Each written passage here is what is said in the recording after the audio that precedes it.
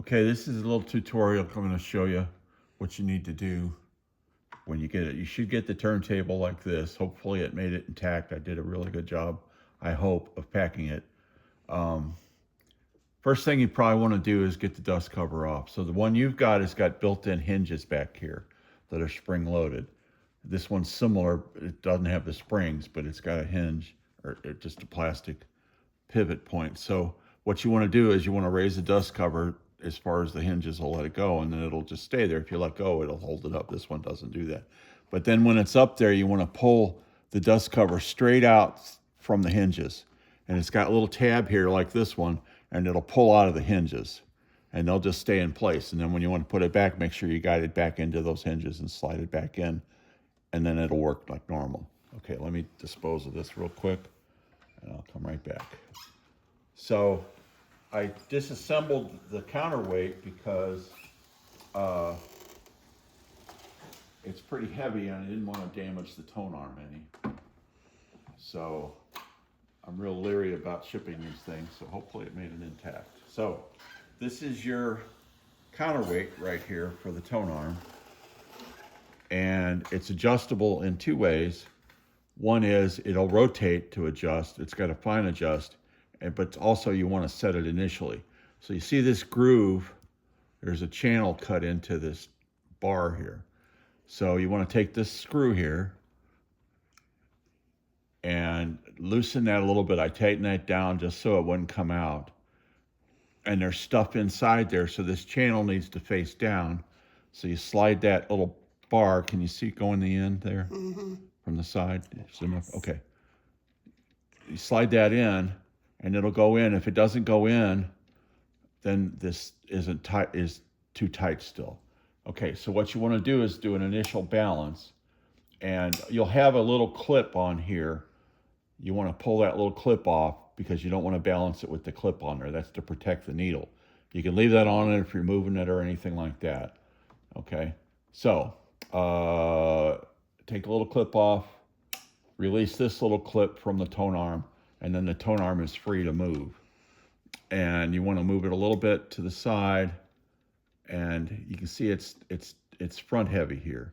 So I want to move this back a little bit. I want to get just close to where it's more or less balanced. It's a little too far. Going just a little bit. Oh, that's not far enough. A little farther back. Okay, right about there. So then go ahead and turn this set screw here to lock that adjustment down. Okay, so now this thing won't slide in or out.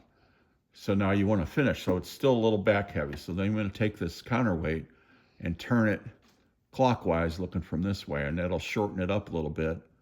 And see, now the front of the tone arm is going down again.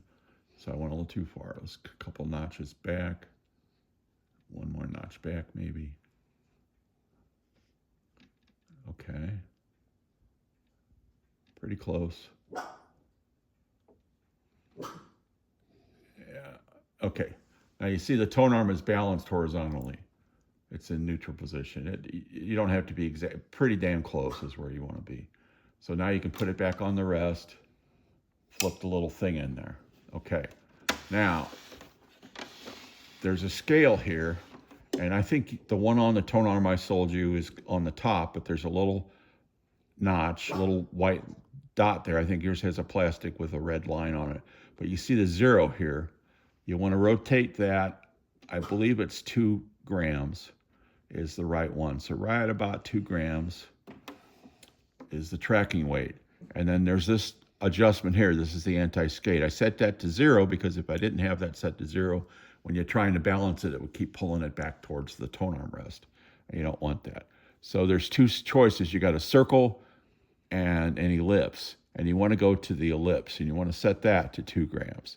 So you want the anti-skate to match the tone arm force, tracking force.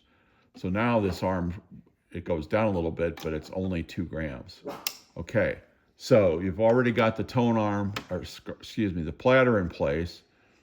And I sent you a video earlier about how to put the belt on. So let's assume you've got the belt. Now there's nothing stuck in here. I make sure I took that out. You have 2 choices. You have just this is a little different. It's got a little collar that sets on here.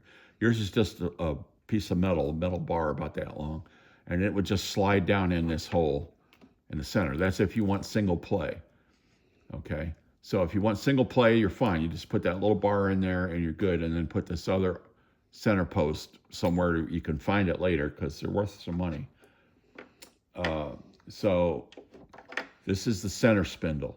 Okay, to put this in, there's a little groove, a little notch right here in the center, and there's a little post right here, a little screw sticking out or whatever it is right here.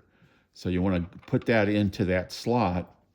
You have to push it down in there. It's kind of spring-loaded, and then rotate it clockwise, and it'll lock in place. So now it won't pull out. So now that sets the center spindle for stacking.